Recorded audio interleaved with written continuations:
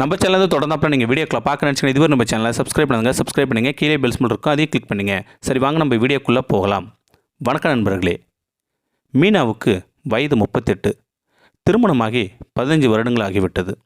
கணவர் முரளி கடந்த 6 ஆண்டுகளாக துபாயில் வேலை பார்த்து வந்தார். வருடத்திற்கு ஒரு முறை மட்டுமே வீட்டுக்கு வருவார்.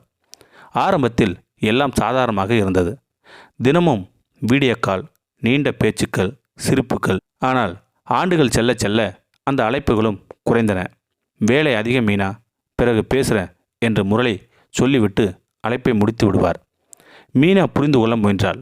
ஆனால் இரவு நேரங்களில் தனியாக அமரும்போது அந்த பெரிய வீட்டின் அமைதி அவளை வாட்டியது. அதே தெருவில் புதிதாக குடியேறினான் அரவிந்த்.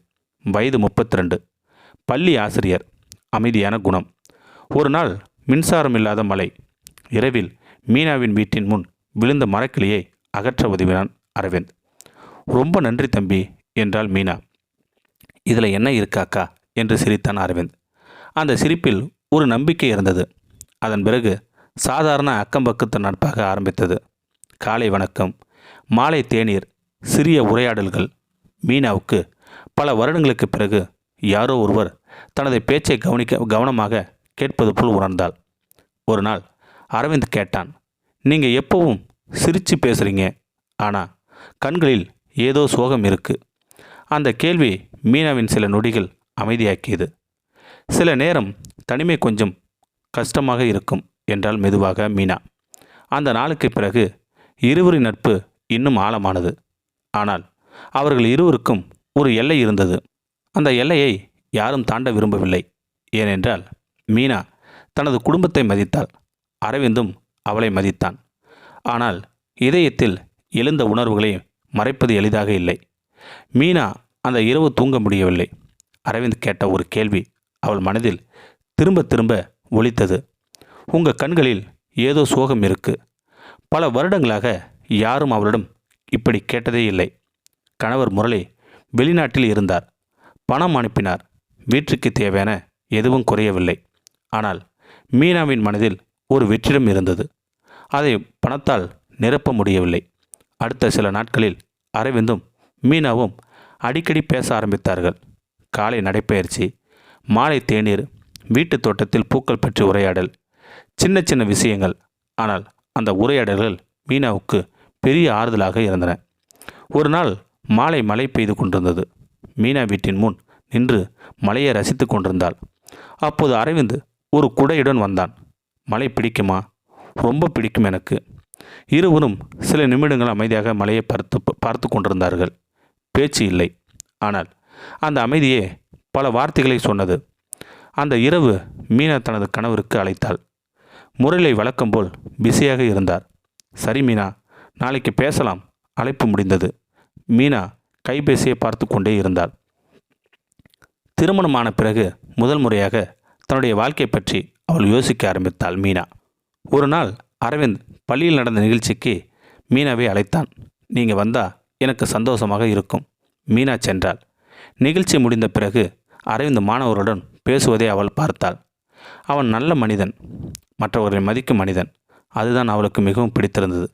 நாட்கள் மாதங்களும் மாறின. ஒரு மாலை அரவிந்த் சொன்னான், மீனா, ஒரு விஷயம் சொல்லணும். அவள் அமைதியாக பார்த்தாள். நம்ம நட்பு எனக்கு ரொம்ப முக்கியம் எனக்கு. ஆனால் சில நேரம் நான் உங்களை நினச்சிக்கிட்டே இருப்பேன். மீனாவின் இதயம் வேகமாக துடித்தது. ஆனால் அவள் எதுவும் பேச விரும்பவில்லை. அன்று இரவு அவள் நிறைய யோசித்தாள். அரவிந்த் மீது அவளுக்கு இருந்தது வெறும் நட்பா அல்லது அதைவிட ஆழமான உணர்வா? அவளுக்கே பதில் தெரியவில்லை. அதே நேரத்தில் ஒரு எதிர்பாராத செய்தி வந்தது. முரளி திடீரென்று இந்தியா திரும்பப் போகிறேன் என்று சொன்னார். 6 வருடங்களுக்கு பிறகு நிரந்தரமாக வீட்டுக்கு வர முடிவு செய்திருந்தார் முரளி. இந்த செய்தி மீனாவை மகிழ்ச்சியடை செய்ய வேண்டும். ஆனால் அவள் மனதில் ஒரு குழப்பம் உருவானது. முரளி வீடு திரும்பிய நாள் வந்தது. வீட்டில் சந்தோஷம், உறவினர்கள் வரவேற்பு எல்லாமே இருந்தது. ஆனால் முரளி மாறியிருந்தார். வெளிநாட்டு வாழ்க்கை அவரை மிகவும் கடினமான மனிதனாக மாற்றியிருந்தது. சில நாட்களுக்கு பிறகு மீனா ஒரு உண்மையை உணர்ந்தாள். அவளுக்கு தேவையானது பணம் அல்ல, அவளது மனதை புரிந்து கொள்ளும் ஒருவர். அதை முரளியிடம் சொல்ல வேண்டும் என்று முடிவு செய்திருந்தாள். ஒரு இரவு இருவரும் நீண்ட நேரம் பேசினார்கள். பல வருடங்களாக சொல்லாமல் வைத்திருந்த வேதனைகளை மீனா பகிர்ந்தாள். முரளி அமைதியாக கேட்டார். பிறகு மெதுவாக சொன்னார் முரளி, நான் குடும்பத்துக்காக பணம் சம்பாதிச்சேன். ஆனால் உன் மனசு எவ்வளவு தனிமையில் இருந்தது தான் கவனிக்கவில்லை. மீனாவின் கண்களில் கண்ணீர் வந்தது. அந்த நாளுக்கு பிறகு முரளி மாற முயன்றார். மீண்டும் கணவன் மனைவியாக நெருக்கமாக பேச ஆரம்பித்தார்கள். ஒன்றாக வெளியே சென்றார்கள். நேரம் செலவழித்தார்கள். சில வாரங்களுக்கு பிறகு மீனா அரவிந்தை சந்தித்தாள். என் வாழ்க்கையில் நல்ல நண்பனாக இருந்ததுக்கு நன்றி. அரவிந்த் சிரித்தான். நீங்கள் சந்தோஷமாக இருந்தால் அதுவே போதும். இருவரும் ஒருவரையும் மதித்தபடி பிரிந்தார்கள்.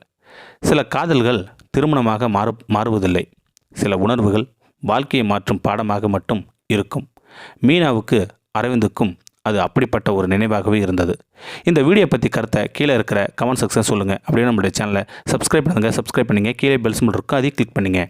தேங்க்யூ ஃபார் வாட்சிங்.